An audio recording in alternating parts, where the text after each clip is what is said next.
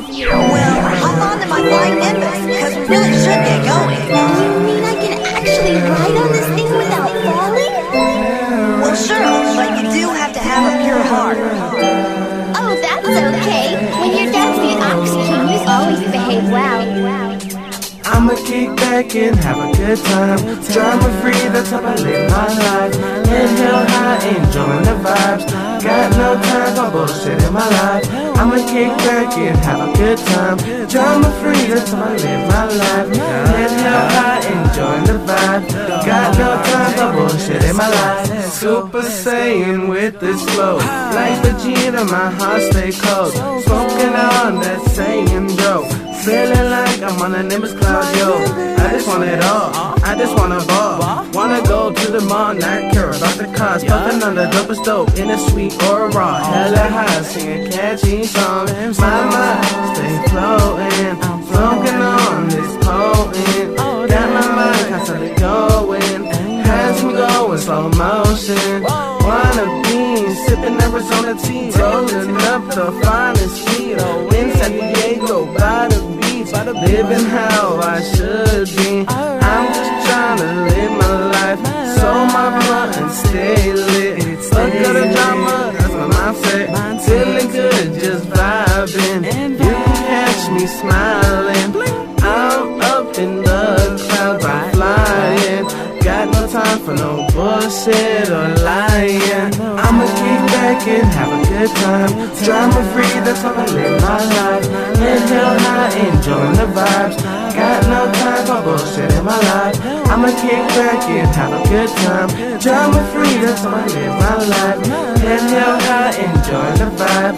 Got no time for bullshit in my life. Let's go, man. Fuck all that drama shit. Take me to my paradise. Give me some video games. Give me some double cheeseburgers. Give me some good ass weed. And let's go.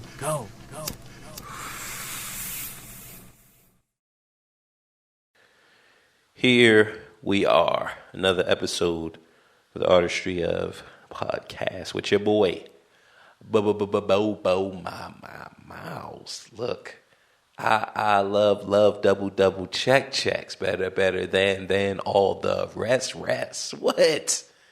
Okay, commercials. None. What's up? What we got going on? I'm gearing up for a Tekken tournament in Florida. I want to say it's Miami, but I don't think it's Miami. I think it is Orlando. Right? So that's CEO, that's in December, right? So I'm gearing up for that. So I'm gonna be going hard. Like I'm gonna be stepping it up next month, July. And we're a day late. Well, look, we're $1 short, okay? That's just how it is sometimes. Because look, work had your boy going back to Cali.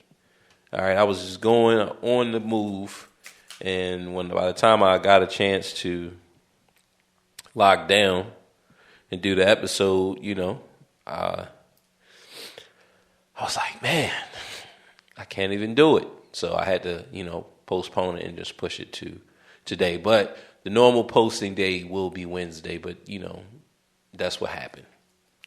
So in tradition, we got to talk about work, because that's what held your boy back from dropping that episode on Wednesday. And I got me a peach tea, Georgia peach tea, iced tea style, So let's get a drink of that. Let me introduce you to Bo Miles, a unique and likable guy. Everyday life, friends and family makes up the artist's dream.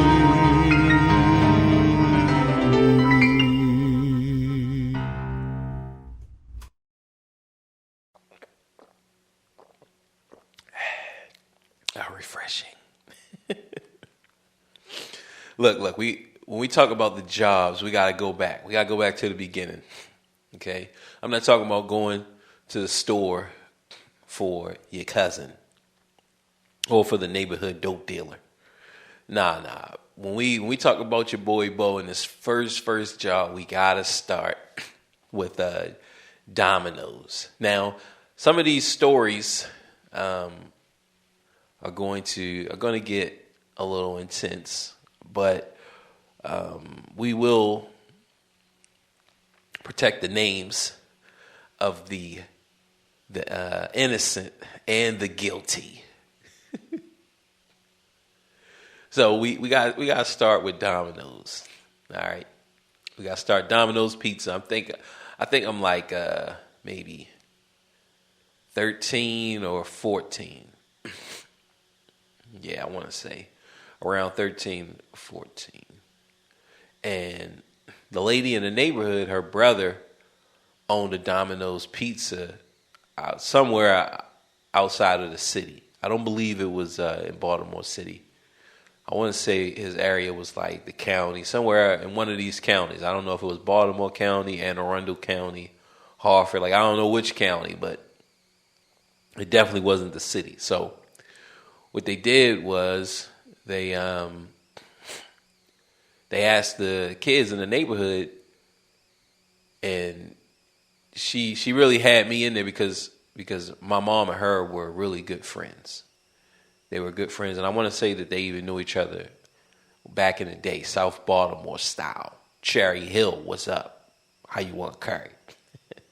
So they pretty much offered me the gig. Look, we want you to pass out these flyers, and we'll give you $10 and a pizza. Now, look, at 13, 14, this was heaven.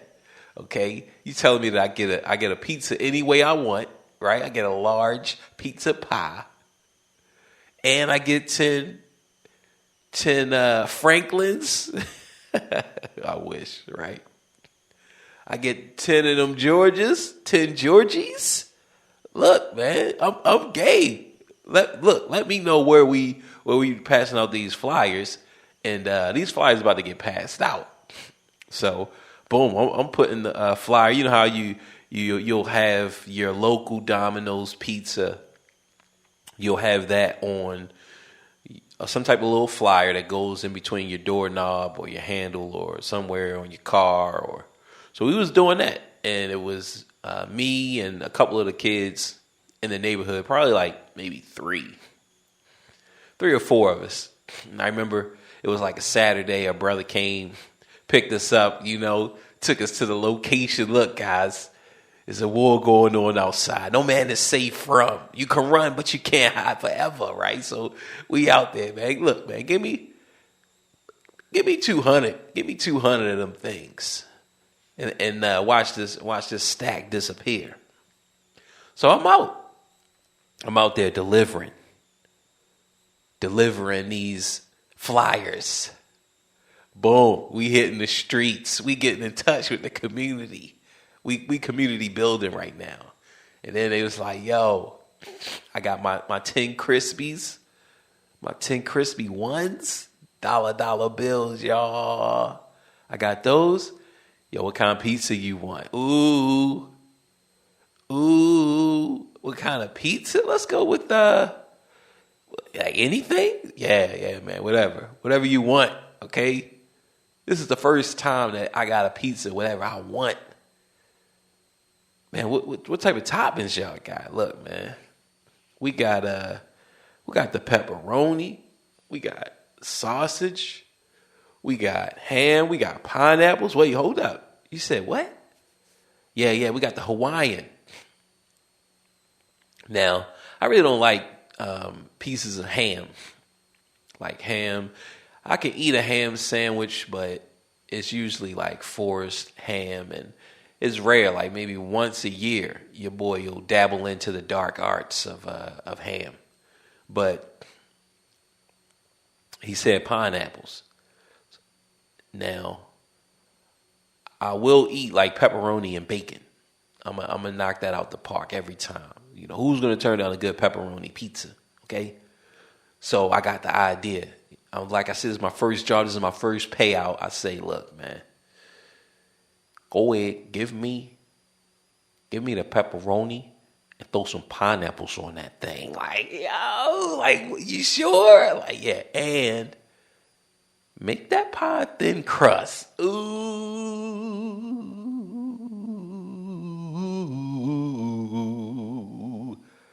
Thin crust, pepperoni, pineapple drizz. What? Is this the Pineapple Express? Huh? Let's get dangerous out here, okay? Your boy wasn't playing. I mean, I devoured every inch of that pie. Every inch. I didn't have to share it. Everybody had their own pizza pies, okay? Everybody had their own $10. We was all rich. We was all eating. Yo, we eating, eh? We eating. All right? We was getting it in. I couldn't wait for the next week. So your boy get it in. 2 weeks. Look. La, la, la, la, wait till I get my money right. La, la, la, la, you can't tell me nothing, right? Why do they? Look, guys, I wanted $10 all in pennies. That's how I wanted my $10. Look, I just wanted to just count it. Just 1, 2, 3, 4, 5, 6, 7, 8, 100. 101, 102, 103, 104, 401, 402, 403, 404, 756, 758, 799, 900, 922, 999. Look, $10 all in pennies. That's how I wanted my money. Okay, I wanted it all in pennies. I wanted to live like Scrooge McDuck, guys. That's how I was rolling back in the day, okay? Give me my money all in pennies. Okay? That's how I look, man. I wanted to carry it, feel the weight of it. All right? I wanted to carry that money. Then we get to the third week. The third week, the word gets out in the community. I don't know who told these niggas. Like, I don't know who told them. But somebody went outside of our initial neighborhood, our initial 3-man group. Now I knew, look, man, you can't tell people how you getting this bread. Okay, how you getting this pizza dough, how you getting this pizza bread, and how you getting these pennies. Like, you can't tell people how you getting it, because I mean, you roll up with 1,000 pennies, like people about to lose their minds. Okay, like, yo, they not ready. And look, we just letting it grow. We letting it stack. We got 2,000 pennies on them, y'all. Like, we not playing. Somebody was too happy. They was spending. And I'm sure they was like, yo, where you get this money? Where you get all this money from? Yo, man, I'm a man now. I got a job, right? So some cats from outside of our initial 3-man group, 3 to 5-man team, let the word out. So on the third week, the third or fourth week, I'm ready to go work. And we got probably 10, 12 people out there. I guess he had such a hit with us, right? Because we putting in that work. He's like, yo, man, I can cover a lot more territory if I get 10, 12, 15, 50, 11 kids out there slinging these flyers. Like, yo, it's good for business. But what he didn't know was, yo, he went into Sparta to get these kids. So, all right, if it's 3 Spartans and we're all in different areas, right? Like, yo, I got my territory here. This Spartan got his territory there. This Spartan got his territory.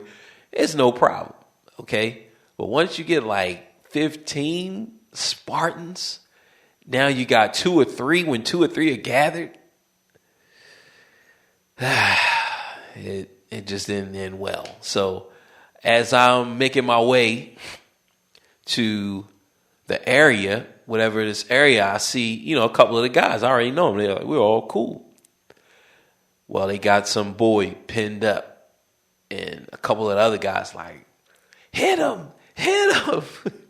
And I know already, like, oh man, they messing up our money right now. Like, yo, we supposed to be out here getting this dough, okay? This pizza, man. Gotta get this pizza. And remember, we're in this neighborhood passing out flyers with the address of our employer. So one of the dogs, look, we gotta go way back. One of the Dougs, okay? One of the Dougs hit him. Bow! Drop him, right? And we all take off. We get our pizza. We get our $10 for the day. Give me my mine and pennies. Y'all know how your boy get down. You know, look, man, I want 1,000 of them things. Yo, man, this is kind of hard. Look, man, you want the job done, you gotta pay the price. Okay, so your boy, I got mine. I got my pizza pie. We get back to the hood maybe later on that day. My homie Dr. Dre came through with a gang of Tanqueray, right? So there's a big roar, like, yo, who hit one of the kids in the neighborhood that y'all was passing out flyers? Look, you know, y'all know the code of the hood. I ain't see nothing. I ain't see nothing. Money over everything. So they was like, yo, they gonna take your pizza.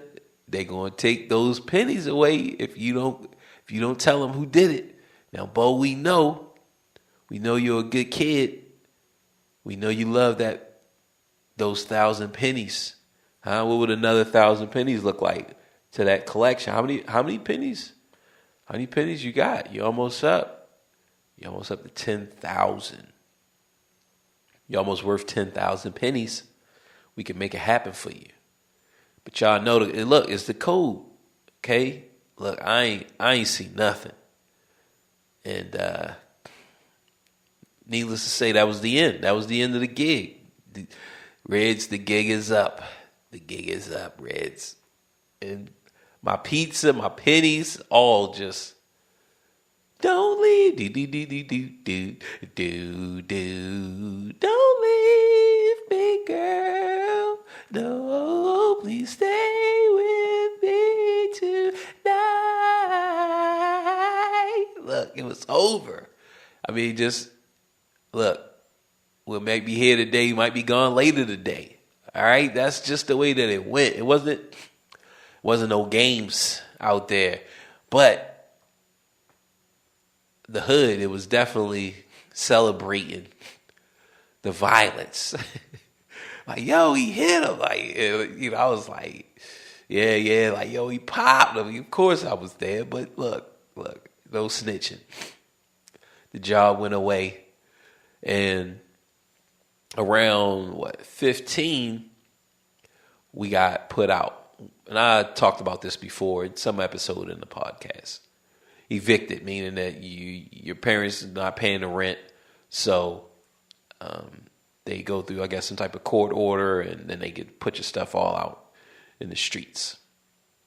So 15, that happens. I think it was on my 15th birthday. It was either 14th or 15th birthday. I know it was. I wasn't 16 because I was looking for a job. And I remember going into like Burger King and filling out an application and, you know, just trying to get a job. Look, man, I need some money. Your boy is trying to do this thing legally, okay? And besides, I didn't have any illegal connections. So I couldn't even do it illegally. Y'all remember the junkie beat us. The junkie beat us for the dough. So I couldn't even sell crack. I tried. Well, we gave the money to him, and he just, he said he got robbed, but we know he just smoked that up.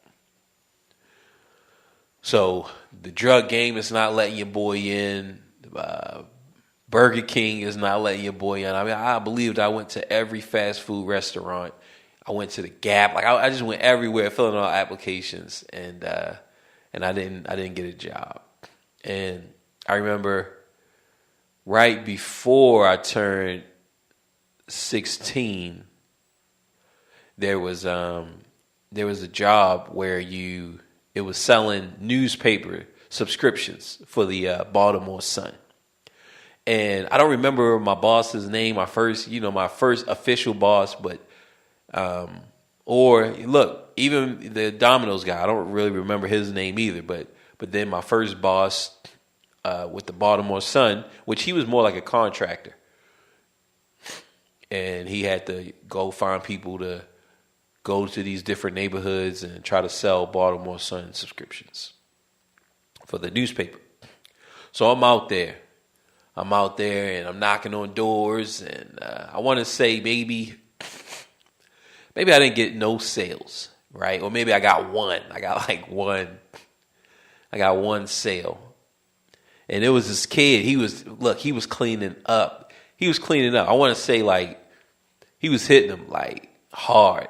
He wasn't playing out there in the streets. So the boss was like, "Yo, man, Bo, you doing horribly. So your salesman game is super trash. We're going to put you with, let's say his name is Andy. I don't remember his name either, but we're going to call him Andy. We're going to put you with Andy, okay? Andy going to show you the ropes and get your newspaper subscription game up." So, boom, I'm rolling with Andy, and we go to a house, and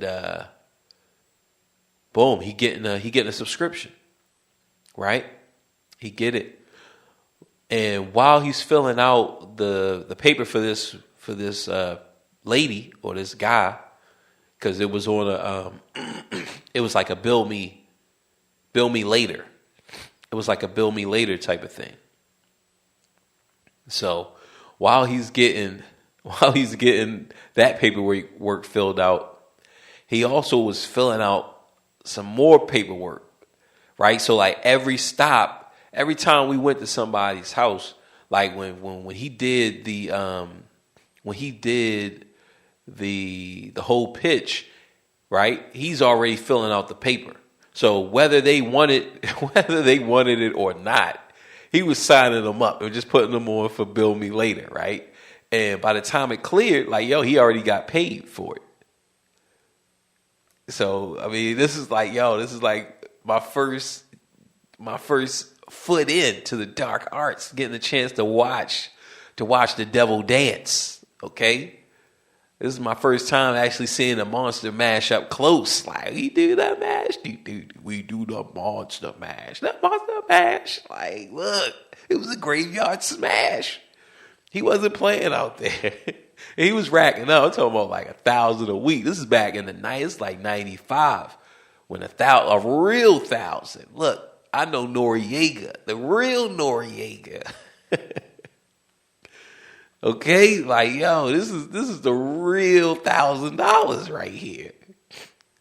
And like he was hitting them. I think he probably got away with it for two or 3 weeks. I want to say he got away with it because of the period from which they started to send the paper and then they send the bill and everything. So it had like a nice grace period. So I want to say that he got paid at least 2 or 3 times, right? And them checks started to bounce. And he was just giving names like, yo, look, he'd give whatever name. He wasn't really even worried about what name they were saying. You know, look, he come to your house. Your name is Greg Jones. Well, your next door neighbor name is going to be Suzanne Carpenter, right? So Suzanne Carpenter is signing up as well. So that's how he was getting it down. Now, I eventually got maybe $80 or something. Like I eventually, made between $60 to $80, and I'm hitting 16. I'm gearing up for that sweet 16. Your boy is gearing up. So I'm looking for another job because it's like, yo, man, I'm not good at this, and I can't do all of that forgery. Like your boy, look, I can watch the devil dance, but I ain't getting out there on the dance floor. Okay, put that Apache on and let your boy Bo break it out, okay? Give me my A1 jacket. Like, nah. I wasn't dabbling myself in the dark arts, but I was just watching the cats do the monster mash. And boom, 16 come. I'm like, all right. I told my cousin George, like, yo, man, this newspaper subscription, like, yo, this just ain't working for me, man. He was like, yo, you can make a lot of money. Like, yeah. And he was talking about Andy. Yo, Andy making a killing out here. Like, yo, but y'all know the code of the streets. Like, look, man, no snitching. Okay. So I didn't tell him, like, yo, man, Andy out there doing, eating the devil's pie. All right. So, like, yo, fuck the slice. He want the whole thing. Right. So I ain't telling what Andy was up into, but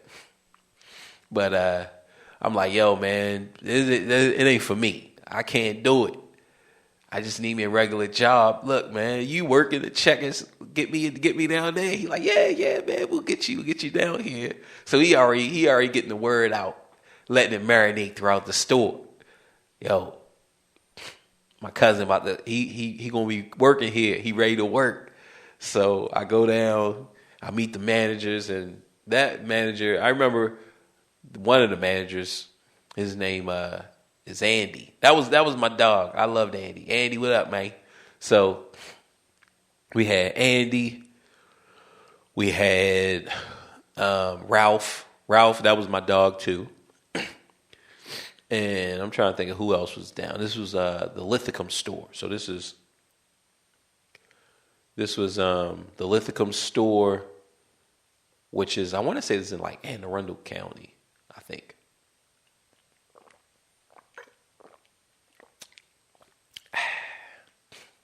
So you had to catch the light rail out to Lithicum, and then once you get off the stop and walk a nice little bit, then you hit the store, Checkers. So there was this girl that liked me. I liked her too. Like, I remember when I went to go fill out the application, she was like, "Oh, you gonna be working here?" I'm like, "Yeah," and she was looking at me, but I don't know if I even picked it up. Like, yo, she liked me because my cousin George, like, he was like a superstar. He's always been like that. Like, even now, like, he's like a superstar.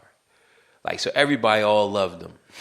And so when somebody knows that, okay, all right, his cousin is coming here to work, you don't know if it's okay, this girl likes me, or she's just happy that George is gonna have his cousin, he's gonna be happy, or like, you just don't know. Like, so and I've always been a Forrest Gump with the ladies.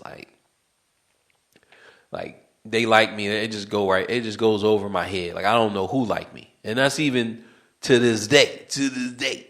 All right, like, I don't know. Like girls be liking me if they do. Like, yo, I do not know, and your boy be out there, run, Forrest. Like, okay, and boom. Look, I don't know. So I think he was saying, like, yo, she liked you. I'm like, oh, all right. I'm happy. Okay. I go, like I said, I filled out the application, and I want to say, like, yo, like, right on my 16th birthday, like, boom, your boy was there. I was ready to start. So I went up. I remember maybe that night, I didn't even work yet, but I was up there at night for whatever reason, just kind of hanging out, wait until he got off from work. And I just loved working the Checkers. Like, I really, I loved it. I loved working there. It was so exciting, and just the politics and everything. Just, you're out there and you're around these women, right? So you're around girls and you're around women. So, all right, I'm going to school, and then I'm working a night shift, and we getting it in. I want to say the GM was, her name at the time, maybe her name was Teresa. I remember there was a woman, but I don't remember her too much. But I do remember that there was a woman GM, because usually your GMs work during a day shift. That's how they was doing it back in the day. Like, I think maybe they would work one one night shift. But they just working one day shift. They working mostly day shifts, and then they work like one night shift or whatever, a month. So I'm up there waiting on my cousin, and when he finally gets off, it's him and his friends, and we're walking down. Like, so we're walking home, and this is like a good distance. Like, I want to say it was probably maybe like it had to have been like a 10, had to have been like a 10 mile, or I would say between 5 to 10 mile walk. Like, this walk was long. I mean, this is, but it was straight. It was just like a straight road that you walk till you got to Brooklyn. And then once you got to like the beginning of Brooklyn, then you had to walk, you know, up some more. So the whole walk, like I said, the whole thing had to have been like 5 to 10 miles. It was long. It was a long walk. So we were walking, and we see a neighborhood night worker, right? I don't know what she's into. Like, I don't know nothing about her.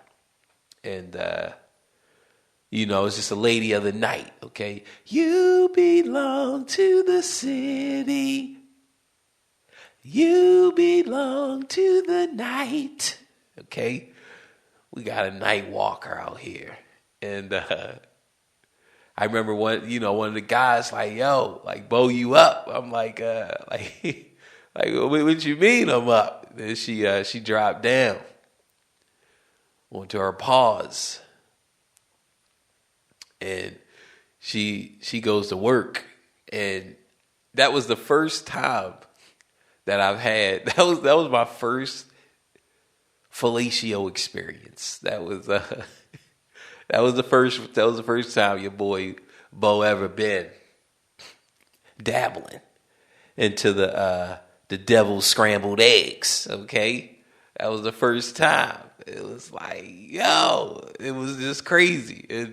And I remember, like, you know, the guys were playing their parts in the situation, right?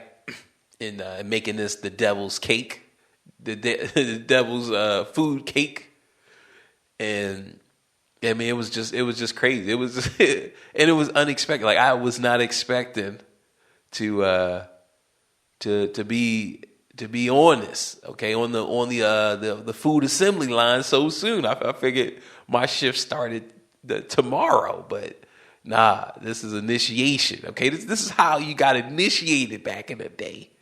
All right, look, everything you needed, they was ready. They supplied everything you needed for this job, and look, you had to go along. Okay, you had to go along. So that was my initiation. I got initiated, and boom, the next day I started working. Your boy's on the fry station, and just knocking it out with Checkers. I'm handling the fries, chicken sandwiches, apple pies, right? I think my cousin, he like cleaned the grease or cleaned it for me, showing me, okay, this is how you do it. And he was on a cash register, him and a couple of other guys, and you know, he was up there. He was established, a well-established worker. So, I mean, it was fun. It really was. Like, so I did that all the way until I left Baltimore City. I just worked at Checkers, and even when I moved from Brooklyn, I just found the Checkers that was close. I think the next Checkers was in Randallstown. It was off of Randallstown Road. So I was working there, and just boom, you out there, you working, because Ralph had transferred over. He had transferred over. So boom, I transferred. Once I moved out there, I just like boom, I found it. Started working there, and that one was like a freaking 10-mile walk to my house. So like if you missed the bus because you wasn't getting any rides, I gotta blow my nose, so I'm gonna pause this. So if you missed the bus, you had a nice stretch. I mean, it was like a long walk. But once we got to the Randallstown one, like I was getting it in, even down in Lithicum. Like your boy was definitely just taken to the new way, right? Look, you're a working man now. I mean, it was fun. I mean, it was just fun. It was exhilarating. You're out there, you working, you making your own money. You're out there in the workforce. It was fun. You know, you're 16. You getting a little bit more than $10. I think when I first started, I was getting like I think it was $4.35, and then it went up to $4.75. Because I want to say like $4.35 was even a lot. So like maybe before I started working, it was like $4.12 or something like that. But I remember, you know, it was $4.35 an hour. That was I remember like the minimum wage got raised to like $4.35. And it was just, you out there, okay? This is the mid 90s, and you just enjoying yourself. You're going to school. You got your little job, and I mean, it was just fun. It was fun. Now, one of the scams that got developed at Checkers, it was this was before the cameras. They didn't even have cameras when I first started, right?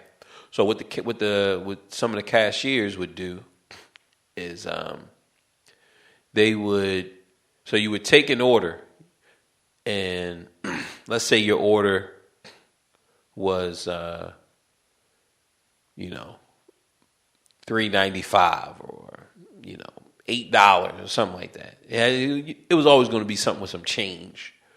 So your order was $4.37. And you ring it up, and then you would cancel it out, but you had to remember how much the total was, right? So you're doing other people's order. So then I think so when your next order came, you opened up the cash register, and then you put the money. I don't really know where they was putting the money, if they was putting it in the cash register or what. Like, it's just, look, man, these guys and girls, like, they wasn't playing. They really wasn't. They was like, just, it was complex. It was so complex that I couldn't even get in on it. Like, I couldn't even learn it. My math abilities were really kicked off at 3 times 5. Okay, that was the extent of my mathematical abilities. And so your boy wasn't even dabbling in the devil's science. Okay, the devil's arithmetic. Like, I couldn't even do it. But they would so I guess they put the money in the register. And so let's say, all right, so that first order was $4.37. So you had to know, okay, how much change they got back, right? Because you didn't process the order. So you had to know that. And then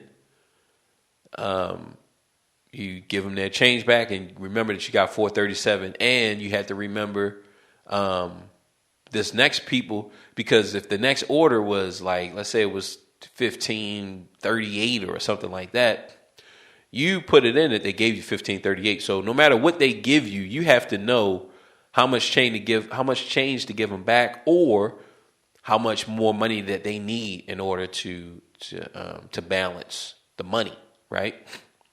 So you had to be aware of this, and you would do this all night. You would do it all night. So you had to keep track of all of that stuff, and keep track of how much money the register is over. Like I said, they was definitely dabbling with the devil's arithmetic. I just wasn't advanced. Like, look, I'm forced with the math too, guys. Like, look, man, put me on the grill, okay? Let me flip some burgers. Let me cook up some bacon.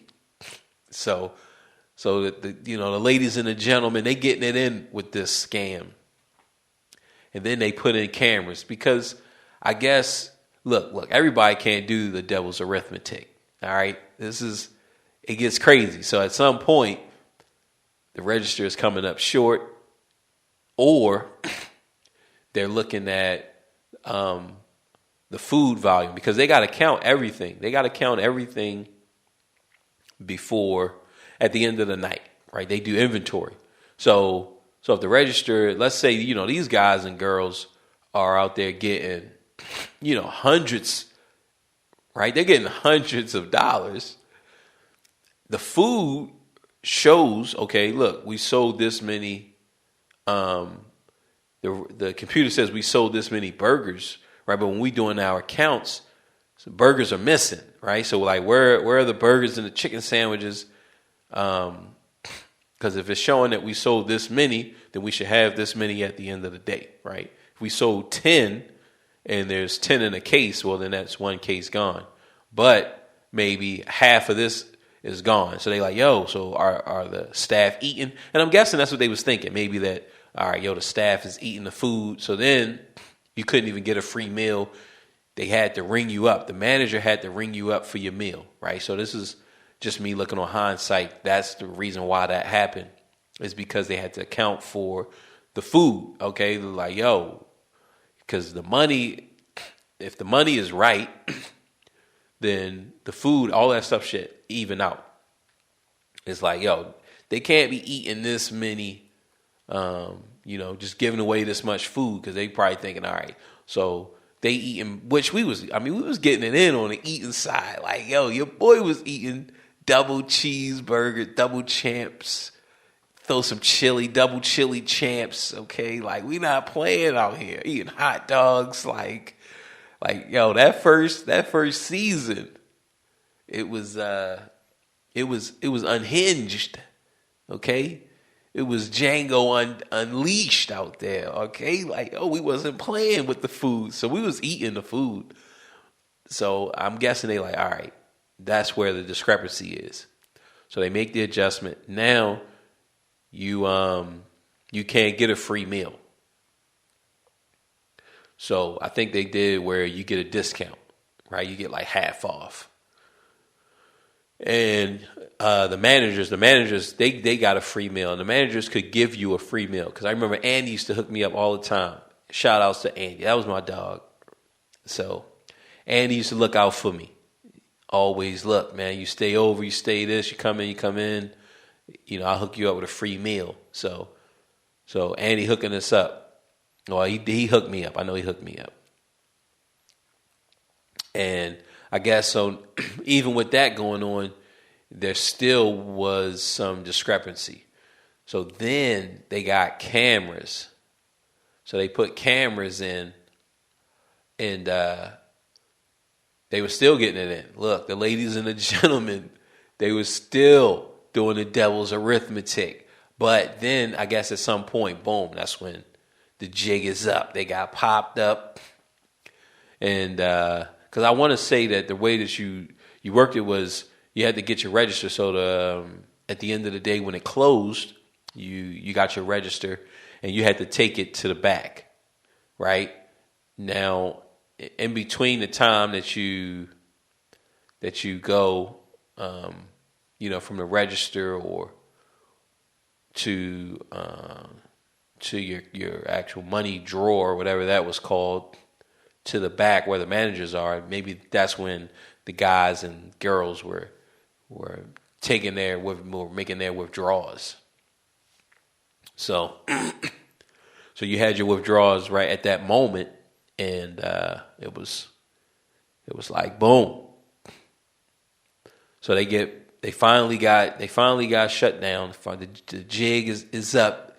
The gig is up. They finally get shut down.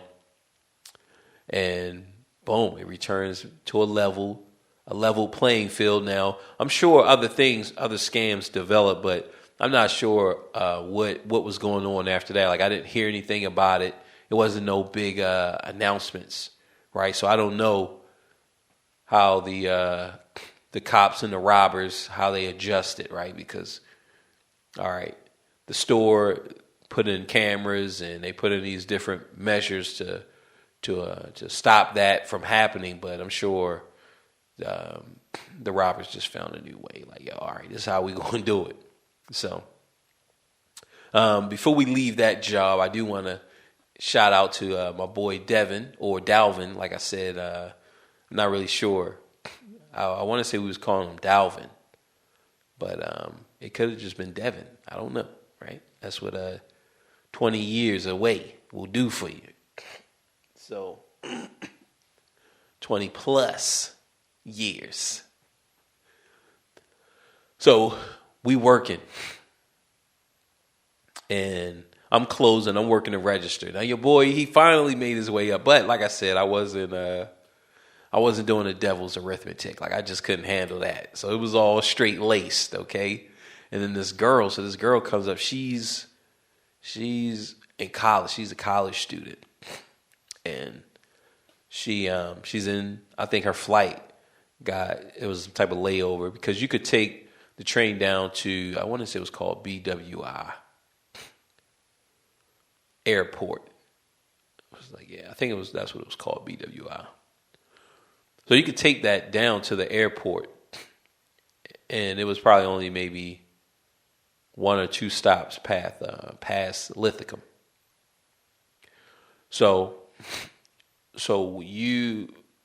her flight or whatever got laid over. She has a hotel in Lithicum, right? She comes over. She's asking, hey, what's going on? What do y'all do for fun? I'm like, yo, you can get on the train and go downtown. Like, yo, they got clubs and stuff there. You just gotta be on that last train. I think the last train was maybe at 11 or 12. That way you get her on, get her back to her room. She good to go. I was like, but it's late now, so it's probably not going to happen for you. So I'm talking to her. Again, look, I'm in my Forrest Gump mode. I'm really not thinking or expecting anything.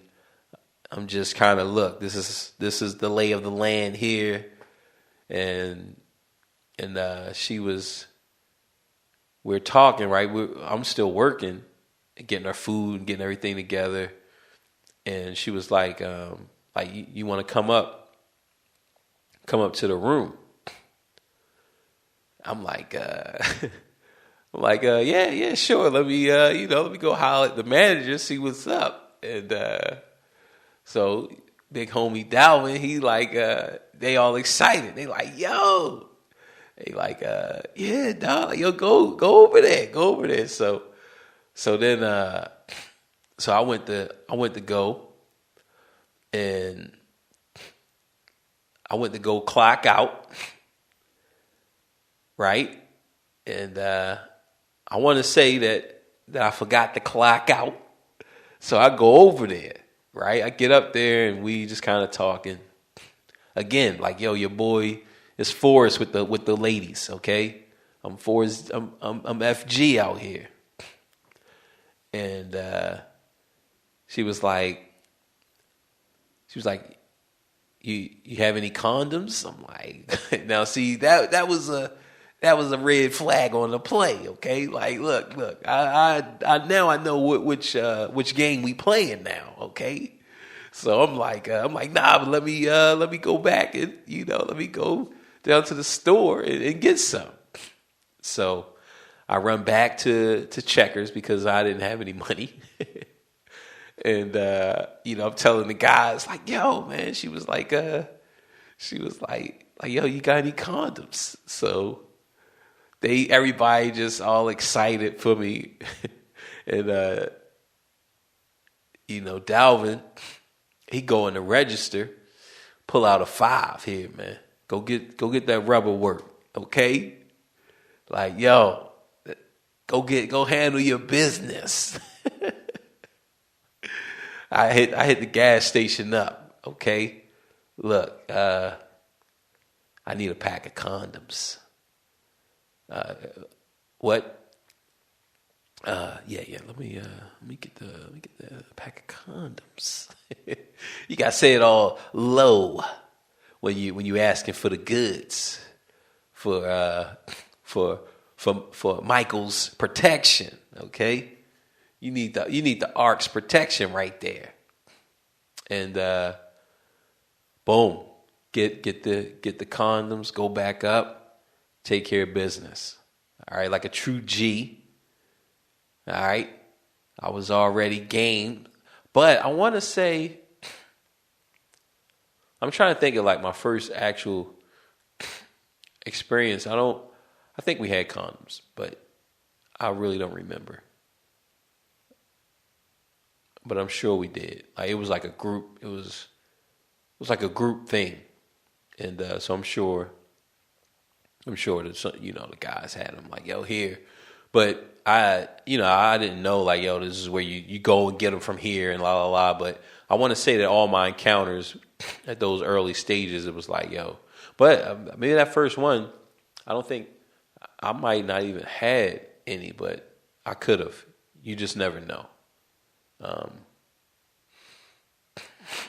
But with this encounter, boom, we got that rubber band man. We made it happen. So yeah. Shout outs to Dalvin or Devin. So we get through that. We're knocking it out. And I want to say my next, I leave the city. I leave Baltimore. My next jobs were telemarketing. I worked at like a telemarketing firm. So this is during college. And I want to say it was like Macmillan. And you called and you did like research. Like I don't even remember the spill, but I used to know it because you had to say it so much. But towards the end, I remember like some of the things that stand out at that job was there was one call. I was like, can I speak to Josie? And the lady was like, who? I was like Josie. She was like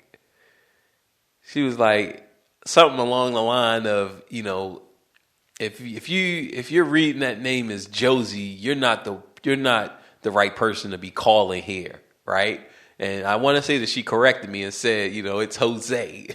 So that was my first time encountering the Jose. Like, of course I heard the name, but I never saw it on paper. I never read it. So, right there at the job, I'm like Josie. So needless to say, I didn't get whatever they wanted. I think we was doing, you had to agree for those scans, like the Nelson scan or whatever scan. They put this and they monitor what you watch, and so you had to agree to that.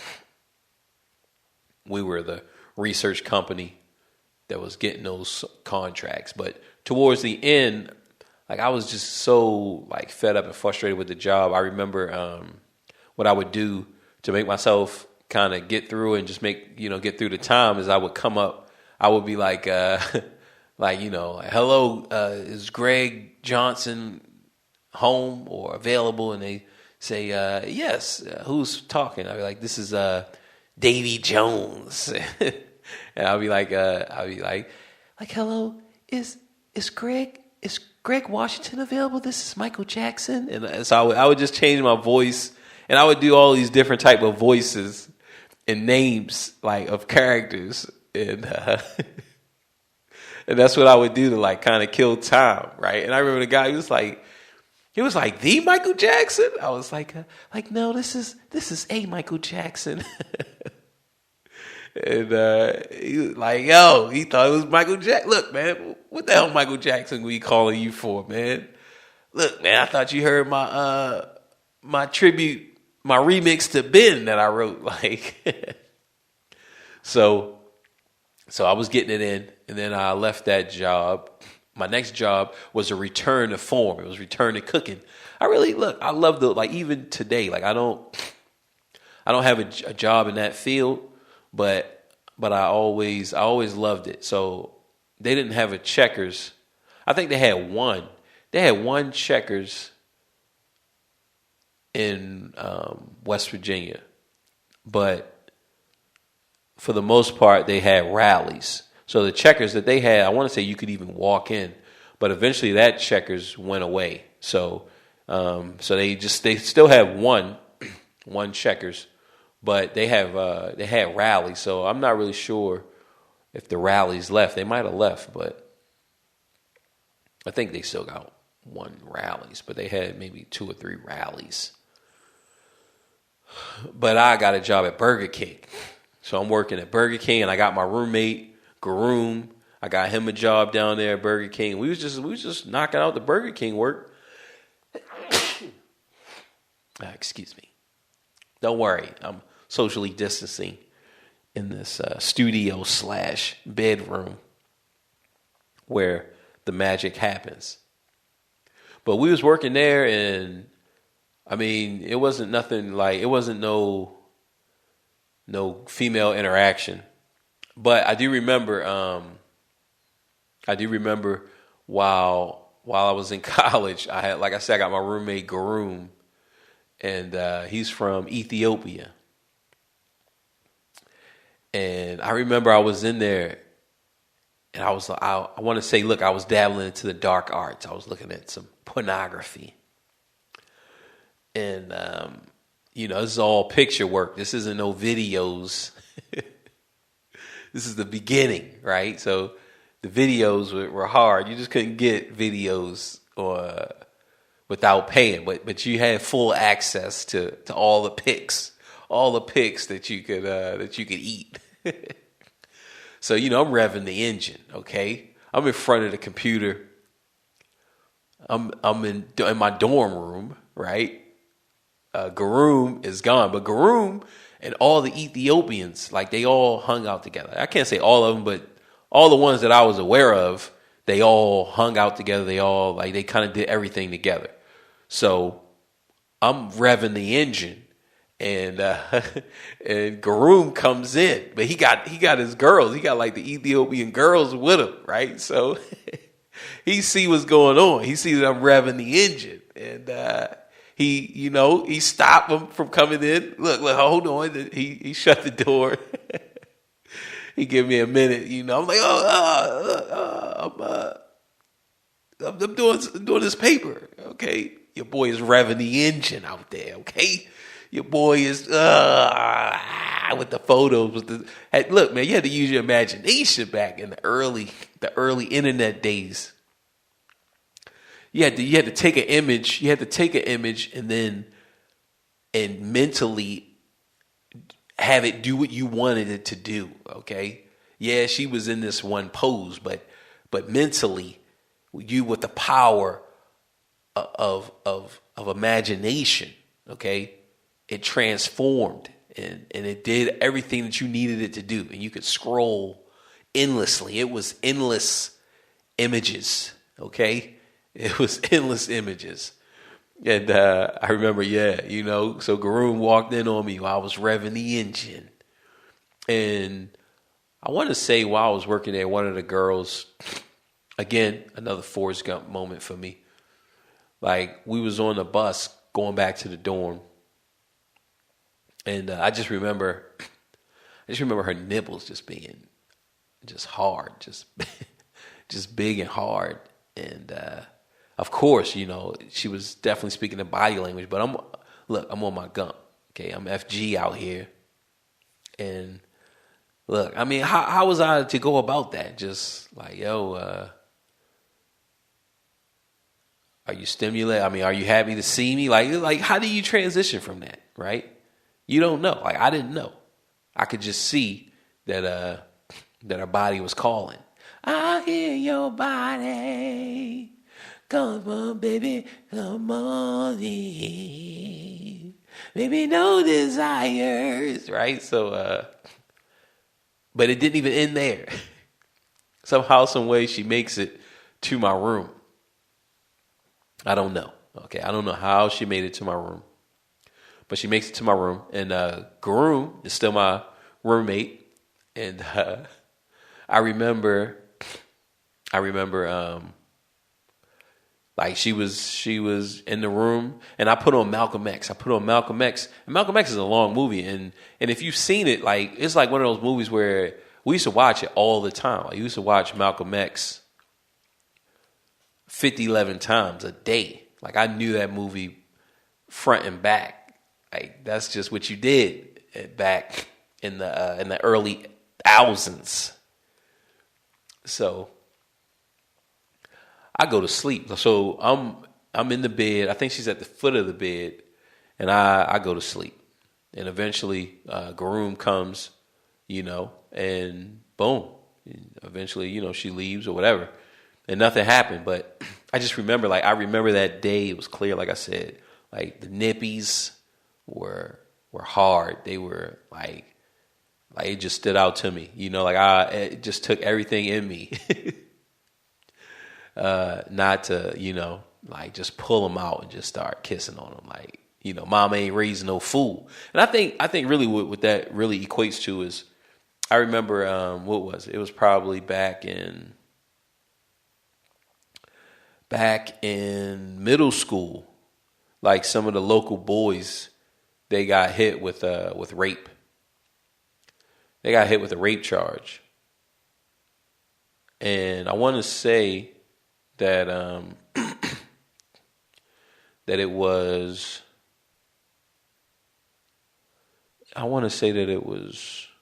middle school. And I remember they was cutting off dreads. I told the story before. Like a lot of the guys were cutting their dreads off, and I mean it was this big thing, but then some of them got charged, they got charged with the rape. So that stood out to me. So, I never wanted to be a part of that club. The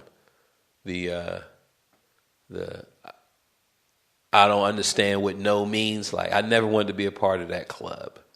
So any type of situations, and I think that's what developed that Forrest Gump game, FGG. That's when I developed my FGG. Okay. That's when I came into the to the FGC, and it was at that moment.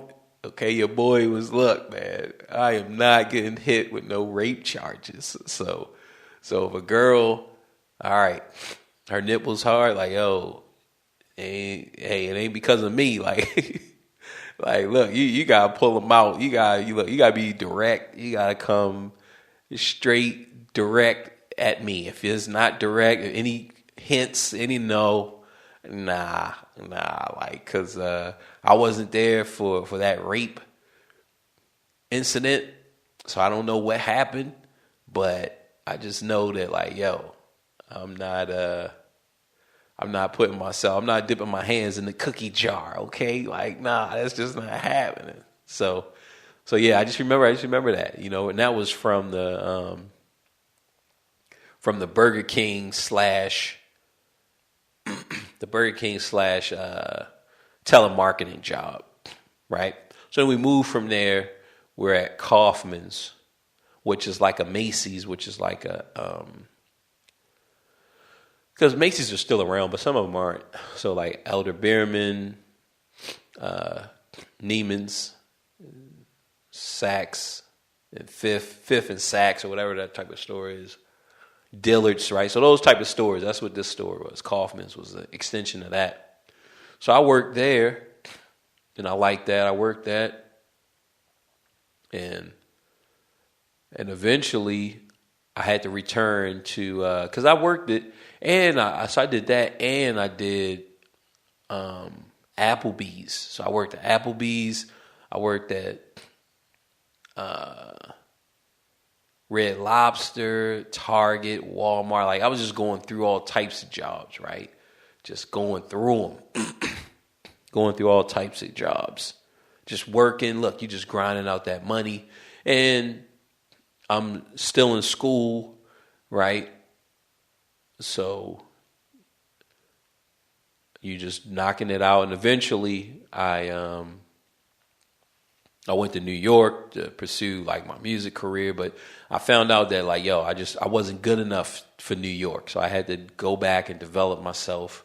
And that's when I started working on my solo project is after the New York trip. That's when I learned like, I need to be better. So I started writing songs and, really just stepped up my musicianship was after the New York, my round in New York. So after that. So boom, come back with focus and drive, and then I'm like, all right, let's go ahead and let's get this degree, because years passed. I want to say more than like 5 or 6 years, whatever, in the past, and I still didn't have my degree. And I'm like, man, let me just go back and knock it out. I only have like 1 year left, so I went back out, and at that time maybe it was 2, right? I only had, but I want to say it was 1, but when I came back, I had to like clean up some other stuff, to kind of build my GPA up. So maybe it took me a year and a half. Got my degree, started teaching, and at that point, then that's when I really started to feel like just in limbo, like while I was teaching, But the first time I felt like that was when I was working at Checkers, right? I forgot even about this, but when I was at Checkers, that was the first time that I actually felt like in limbo. I just felt like, what am I doing with my life? And it wasn't the job. But by that time I just got tired of working there. I got tired of working there, and it's like, what am I going to do? Like, am I going to just become like a manager? Like they working freaking like 50 to 70 hours a week, like forget 2 weeks, like they doing 50 to 70 hours a week. It's like, you just don't have no time. And y'all already know, like, I'm a creative guy. Like, if I'm working 70 hours a week, 50, 60 something, 70 hours a week, like, where's the creativity? So like that's what caused it in high school. And I just was tired. I was like, I was looking like, man, I'm fucking working crazy. Like, cause I'm already working overtime. So I'm working like 40 plus hours. I'm in high school. It's like, man, I just didn't like it. It was just depressing for me. Because it was like, what are you going to do? Is this it? Is this my life? Just to work 40 plus hours? That's it? And I'm already a kid. Like, I'm fucking 16, 17 years old. Like, And you got other kids who don't have to work. They don't have to work 40 plus hours a week. Right? They got a family to support them. It's like, I don't have that. And it's like, man, that's something. And I even talk to my kids about that. Like I don't want that for y'all. Like my kids, they ready to go work, and both of them, they're in the workforce now. It's like I really don't want that for them. Because I worked ever since I was 15, 14. I remember we had to go back. 14 years old. I'm working. Right? It's like, man. Like, I would have liked to just have been a kid. And just kind of figure out what the hell I'm going to do. What do I love? And invest that time into what I love. As opposed to now you're in your 20s, now you're in your 30s, now you're in your 40s, now you're in your 50s, right? I mean, like, death is, you're right on the cusp of death. The precipice of death. And what do you have to show for it? Just a bunch of hours at some fucking plant? Hey, man, but that's a man. Like, I ain't trying to hear that shit. Like, you can say that shit for somebody else. Like, you can say that. And for anybody who that's what they okay with it, look, I'm okay with you being okay with it. Like, I'm not saying that everybody needs to feel like I feel.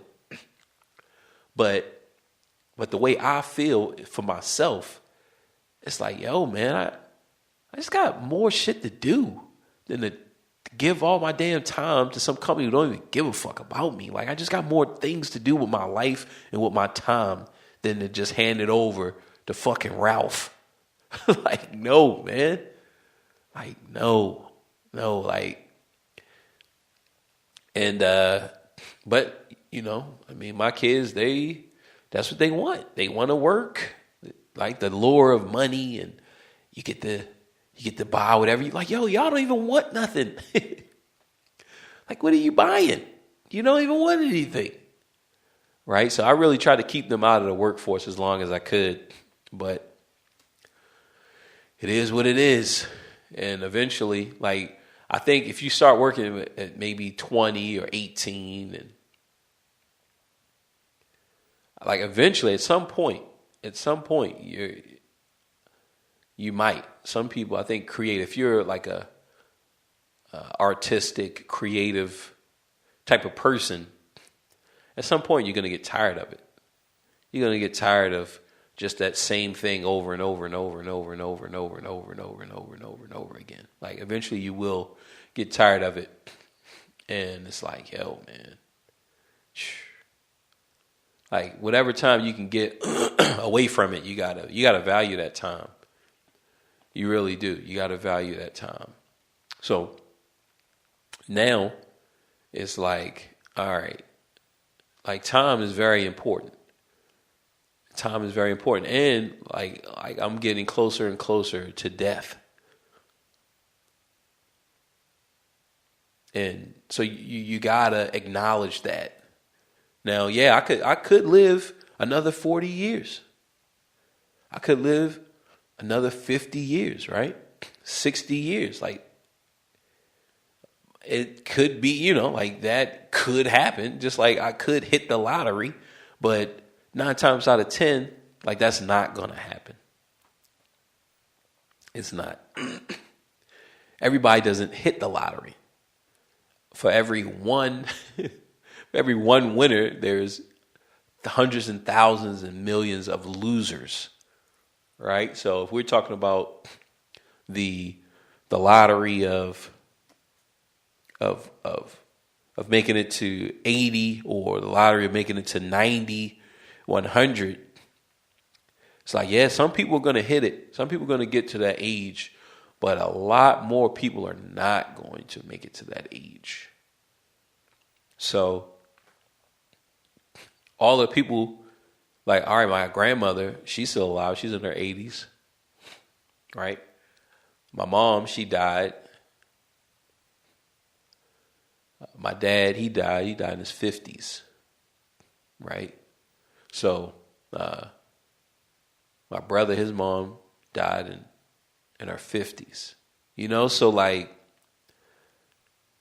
it's like, man, you know, so retirement for some people is, you don't retire, you just die. And then the people who do retire, it's like, yo, what then, right? All right, then I can start working on my music and really develop this musical voice that I have. It's like, yo, but reality is that voice was developed, like of the greats, all of the greats, they all developed that voice before they had jobs. All of them. And people will argue, oh, yeah, but, you know, Sonny Rollins or Coltrane, they worked and they kicked their drug habits by working. Like, all right, okay. Right? There's always an objective, right? And this is not saying you shouldn't work, but the skill level, like Coltrane, he developed, like, those hours that he put in, those 10,000 hours he put in to reach a certain level. Like, he did that before he did that as a kid, right? And that's what you got to remember. Like, a lot of this stuff has been done. Like, when I think about the great musicians that I know personally, like, yo, they were killing as kids. So, of course, they're killing as adults. They was doing this as a kid, okay? At a point when you didn't have to knock out 40 plus, 50 plus hours a week for a job and worry about other people and all of that. You didn't have to do that. So that's the reality of it. And it's like, man, I gotta claim my time. I gotta claim my freedom. Because look, I'm getting closer and closer. If it ain't this 10 years, it's the next 10 years. If it ain't the next 10 years, it's the next 10 years. If it ain't the next 10 years, then it's the next, right? And once you're up to that point, it's like, yo, yeah. I mean, y'all know, like, Fid, he battling. He's, trying to come back from a stroke, but he put in his work. He was a freaking engineer. And it's like that type of life for people who's living it, like, yo, that's the life. That's your life, right? But another person who is on a path to alcoholism, to being a local junkie, like, yo, he's on that path and he can't get off of that path. Like, he can't. And, people feel like, I'm not a junkie. Like, okay, have you ever done crack?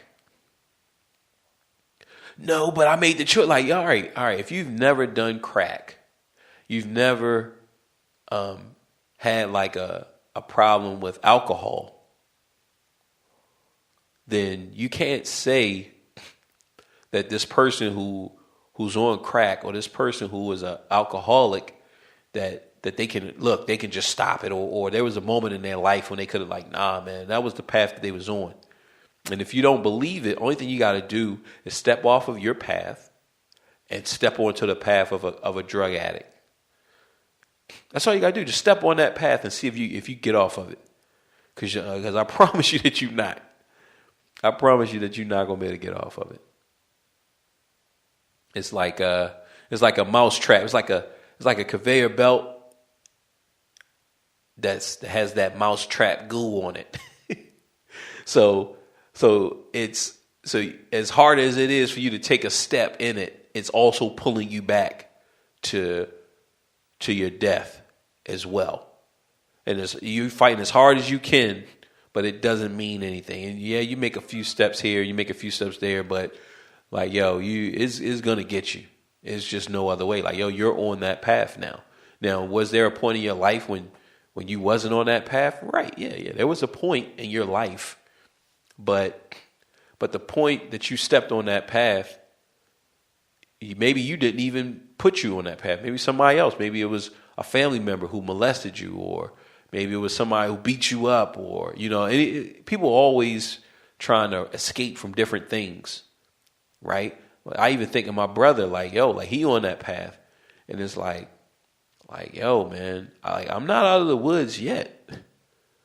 Like, I could be on that path any day now, any second now. And I acknowledge that. Like, any second, like tomorrow, I could be on that path. And I think when you come that close and you see somebody that like somebody that you looked up to, your hero, and you see them on that path, I mean, that just lets you know, like, you see Superman is a junkie, right? Like, nah, he's not some super villain. He's not a evil Superman. Like, no, he is a junkie now. He is strung out on crack. And, he could fly. He was the fastest thing. He was this, he was all of that, but this crack is going to kill him. Like, when you see that, it's always a part of you. It's always a part of you.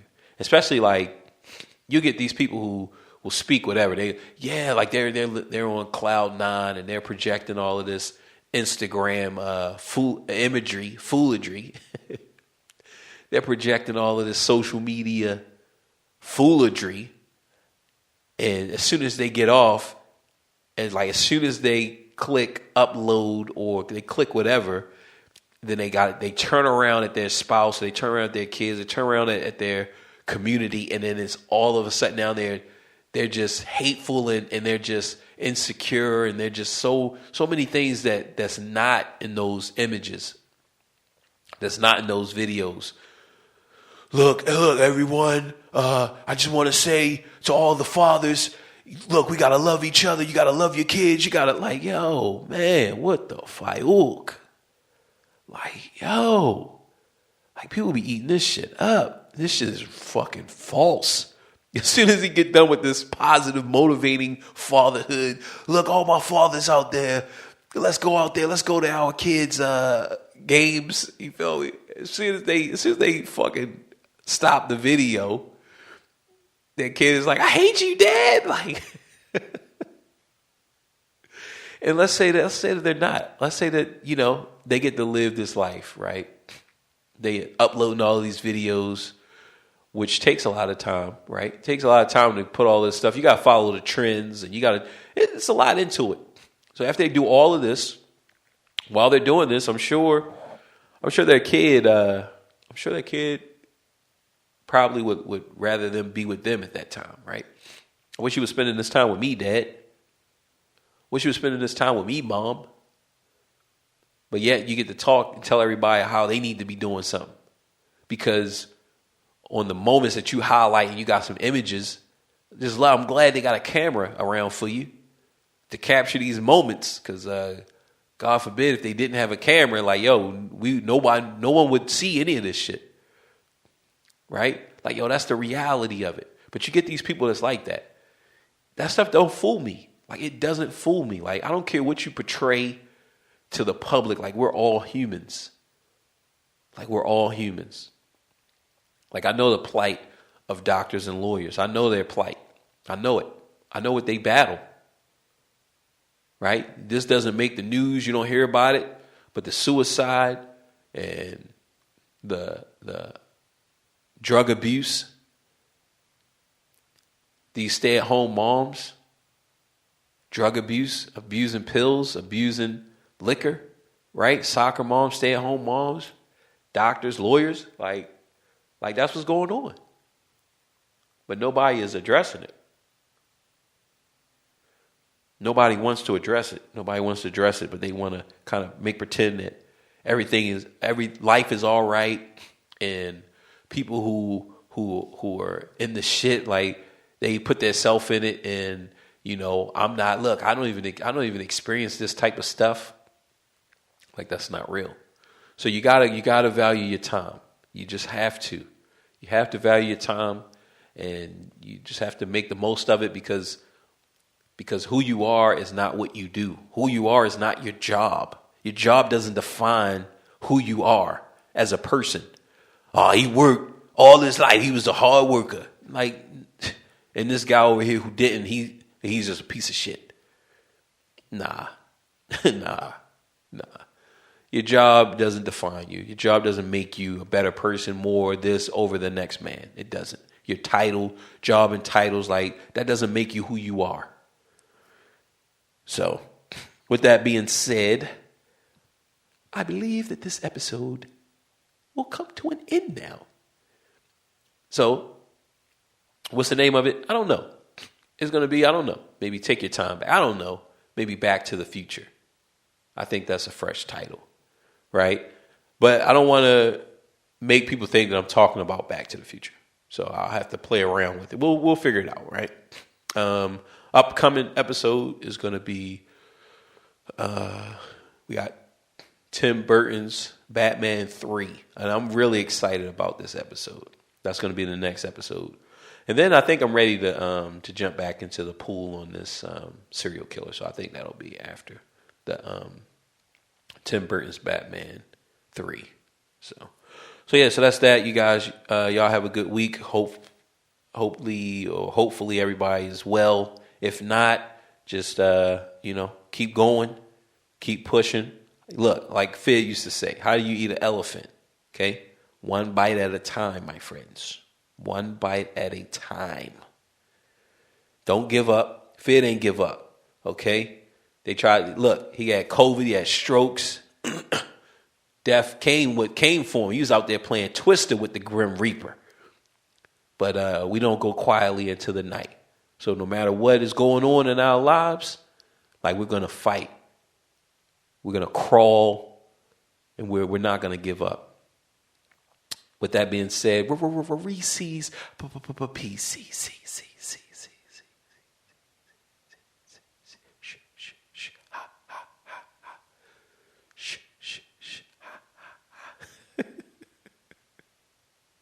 Really? That's so sweet of you. Well, hop on to my flying Nimbus, because we really should get going. You mean I can actually ride on this thing without falling? Well, sure, but you do have to have a pure heart. Oh, that's okay. When your dad's the oxygen, you always behave well. I'ma kick back and have a good time. Drama free, that's how I live my life. Inhale high, enjoying the vibes. Got no time for bullshit in my life. I'ma kick back and have a good time. Drama free, that's how I live my life. Inhale high, enjoying the vibe. Got no time for bullshit in my life. Super Saiyan with this flow. Like Vegeta, my heart stay cold. Smoking on that Saiyan dope. Feeling like I'm on a Nimbus cloud, yo. I just want it all, I just wanna ball. Wanna go to the mall, not care about the cars. Puffin' on the dopest dope, in a sweet or raw. Hella high, singing catchy songs. My mind stay floating, smoking on this potent. Got my mind constantly going, has me going slow motion. Wanna be sipping Arizona tea, rolling up the finest weed. In San Diego, by the beach, living how I should be. I'm just trying to live my life, so my blunt and stay lit. Fuck all the drama, that's my mindset. Feeling good, just vibing. You can catch me smiling. I'm up in the clouds, I'm flying. Got no time for no bullshit or lying. I'ma kick back and have a good time. Drama free, that's how I live my life. Inhale high, enjoying the vibes. Got no time for bullshit in my life. I'ma kick back and have a good time. Drama free, that's how I live my life. Inhale high, enjoying the vibe. Got no time for bullshit in my life. Let's go, man. Fuck all that drama shit. Take me to my paradise. Give me some video games. Give me some double cheeseburgers. Give me some good ass weed. And let's go.